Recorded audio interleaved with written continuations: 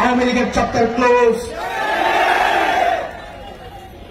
আওয়ামী লীগ এমনভাবে পালিয়েছে, আওয়ামী লীগের পতিত প্রেতাত্মারা ভারতে বসে, লন্ডনে বসে বাংলাদেশের বিরুদ্ধে যতই বিষোদ্ধার করুক, Awami League will never come back.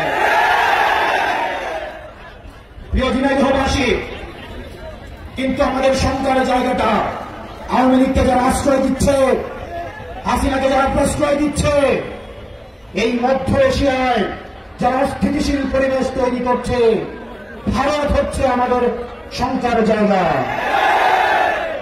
এই মধ্য এশিয়ায় অস্থিতিশীল পরিবেশ তৈরি করছে ভারত। প্রিয় ঝিনাইদহবাসী, ভারত ইতিমধ্যে safe house of the terrorist হিসেবে পরিচিত হচ্ছে। হাসিনা একটা টেরোরিস্ট, ছাত্রী হচ্ছে টেরোরিস্ট, সুতরাং তাদেরকে যারা আশ্রয় দিবে তারা হচ্ছে safe house of the terrorist. গুজরাটের কসাই নদী, আপনি যদি সেফ হাউস না হয়ে থাকেন টেরোরিস্টদের, তাহলে শেখ হাসিনাকে বাংলাদেশে পুশিং করুন। আমরা বাংলাদেশের জনগণ তাদের বিচারে ঝুলিয়ে মৃত্যুদণ্ড কার্যকর করা পর্যন্ত অপেক্ষা করব।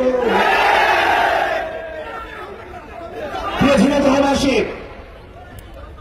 আমাদের পরবর্তী যে যুদ্ধটা, সে হচ্ছে বাংলাদেশ বিনির্মাণের যুদ্ধ।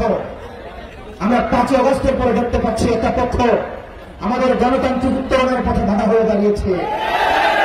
তারা নির্বাচন পিছানোর জন্য পায়তারা করছে, তারা নির্বাচন পিছিয়ে দিচ্ছে। তারা যদি নির্বাচন চাইত তাহলে সংস্কার এবং বিচার দ্রুততম সময়ের মধ্যে কার্যকর করত। তারা নির্বাচন চায় না বলেই এই বিচার এবং সংস্কারে প্রতিনিয়ত প্রতিবাদে বাধা হয়ে দাঁড়াচ্ছে। প্রিয় ঝিনাইদহবাসী, আমাদের এই গণতান্ত্রিক উত্তরায়ণের পথে আর যেন কোন ১/১১ ষড়যন্ত্র না হতে পারে, সেটির জন্য আমাদের সজাগ দৃষ্টি রাখতে হবে। অনেকে ত্যাগ দেওয়ার চেষ্টা করে আমরা নাকি নির্বাচন চাই না। আমরা অবশ্যই নির্বাচন চাই, বিচার এবং সংস্কার সহ। আপনারা শুধু একটা জিনিস চান, যারা বলছে সংস্কার এবং বিচার নির্বাচিত হয়ে আসার পর করবে, তারাও অতীতের অনেক সময় তারা নির্বাচিত হয়েছে, সরকার পরিচালনা করেছেন। এই সরকার পরিচালনা করার পরেও এই ছাত্ররা কিন্তু সংস্কারের জন্য রাস্তায় নেমে আসতে বাধ্য হয়েছে। সুতরাং নির্বাচিত হয়ে আসার পর কেউ সংস্কার করবে নাকি করবে না, আমরা ভবিষ্যতের অনিশ্চয়তা থেকে আমরা বর্তমানে নিশ্চয়তাকে আমরা প্রাধান্য দিব।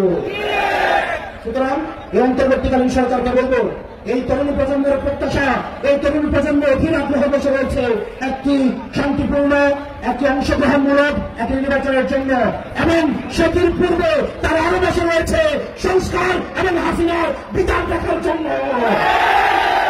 প্রিয় সাংবাদিক ভাইয়েরা, আপনারা আপনার অধিকারের পক্ষে কথা বলেন, আমরা আপনার অধিকারের পক্ষে কথা বলছি, আমরা আপনার মুক্তির কথা বলছি, আমরা আপনার ন্যায্যতার কথা বলছি, আমরা আপনার স্বাধীনতার কথা বলছি। প্রিয় সাংবাদিক ভাইরা, আপনারা নিজেদেরকে আর ব্যবহার হতে দিন না। কোন সরকার যেন আর আপনাদেরকে নিয়ন্ত্রণ করতে না পারে, আপনার কর্মদাতা প্রতিষ্ঠান যেন আপনাকে আর নিয়ন্ত্রণ করতে না পারে।